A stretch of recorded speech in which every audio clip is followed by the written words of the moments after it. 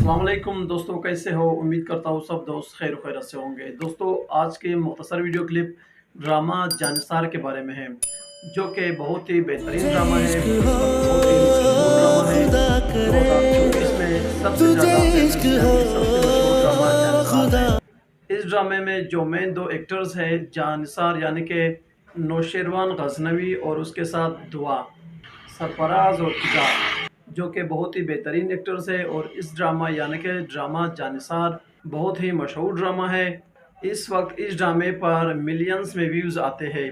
लोग बहुत खुशी से देखते हैं और हर नए एपिसोड आने का इंतज़ार करते हैं।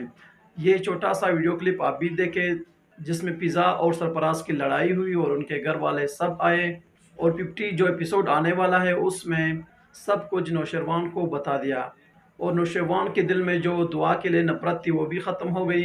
बहुत ही बेहतरीन वीडियो क्लिप्स है और बहुत ही बेहतरीन ड्रामा है। लोग इस ड्रामे को बहुत शौक़ से देखते हैं। फ़िलहाल सबसे बेहतर जो एक्टर है वो है नौशरवान गजनवी, जिसका असल नाम दानिश है, दानिश तैमूर।